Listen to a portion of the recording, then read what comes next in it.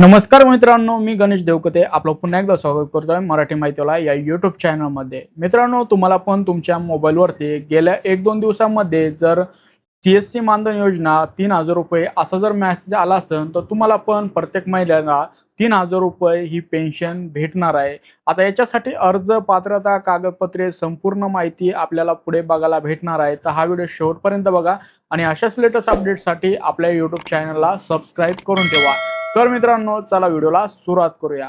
मित्रांनो, ही एक पेन्शन योजना आहे। जे पण श्रम कार्ड धारक आहे त्यांना या योजनेमधून 3000 रुपये पेन्शन दिल्या जाते। तर या योजनेबद्दल भरपूर जे नागरिक आहे त्यांच्यामध्ये डाऊट आहे की आपण याच्यासाठी पात्र आहोत का। भरपूर आपण या अगोदर पण या योजनेवरती व्हिडिओ बनवलेला होता आणि त्याच्यामध्ये भरपूर मित्रांनी कमेंट केले आहे, आमचा जो EPFO आहे तो घटत आहे व आम्ही कुठे ना कुठे जॉब करत आहे, तर आम्ही याच्यासाठी पात्र राहणार आहोत का। संपूर्ण तुमच्या प्रश्नाचं सोल्युशन तुम्हाला शेवटपर्यंत बघायला भेटणार आहे। आता मित्रांनो, ही एक योजना आहे, ही महाराष्ट्र सरकार व सेंट्रल गव्हर्नमेंट तर्फे चालवण्यात येत आहे। जे पण श्रम कार्ड धारक आहे त्यांच्यासाठी योजना राबवण्यात येत आहे। आता जे असंघटित कामगार आहे, जसं की शेतमजूर, बांधकामगार आणि नंतर रिक्षा चालक, भाजी विक्रेते, घरकाम करणारे आणि लहान कामधंदे असणारे, म्हणजेच तुम्हाला इथे एक क्लिअर करून देण्यात आलेलं आहे, ज्यांचा PF नाही असे लोक आणि त्यांची जी पात्रता आहे 18 ते 40 वर्ष लागणार आहे। मासिक उत्पन्न 15,000च्या पेक्षा कमी लागणार आहे। ज्यांचा PF, ESI, NPS असं सदस्य किंवा हे जे रक्कम आहे ती कटत नसावी, तरच तुम्ही या योजनेसाठी पात्र राहू शकतात। हे तुम्हाला लक्षात ठेवायचं आहे आणि तरच तुम्ही या योजनेसाठी अर्ज करू शकता, तो पण तुमच्या मोबाईलवरून घर बसल्या स्वतः। हे मी तुम्हाला कसा अर्ज करायचा आहे ते पुढे सांगणार आहे। आता इथे बघू शकतात काही महत्त्वाचे मुद्दे आणि त्याच्यावरचे उत्तर तुम्हाला माहित असणं गरजेचं आहे। म्हणजेच EPFO ज्यांचा कट होतो ते याच्यासाठी पात्र अजिबात राहणार नाही।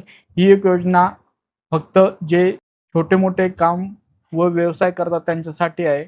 ज्यांना कोणाला जॉब आहे, त्यांची सॅलरी मधून PF कट होतो, त्यांच्यासाठी योजना अजिबात नाही मित्रांनो।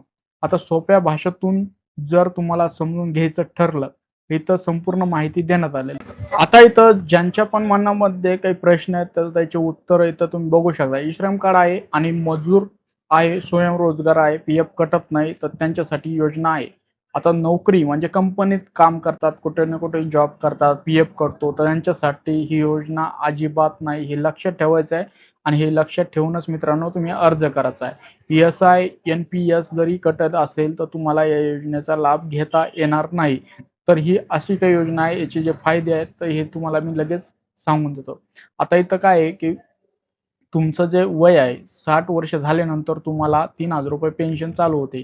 त्याच्यानंतर सरकार तुमच्या या पेन्शनमध्ये भर देते। त्याच्यानंतर ही पेन्शन वाढू पण शकते मित्रांनो। तुम्हाला हे लक्षात ठेवता, हे सर्व पॉइंट लक्षात ठेवता अर्ज कसा करायचा आहे हे जर बघायचं असेल तर याच्या पहिले आपण व्हिडिओ बनवलेला आहे। तर तुम्ही आपल्या YouTube चॅनलवरती गेले तर तुम्ही बघू शकता, तिथे एक ऑनलाईन अर्ज करण्याचा व्हिडिओ तुम्हाला तिथे बघायला भेटेल।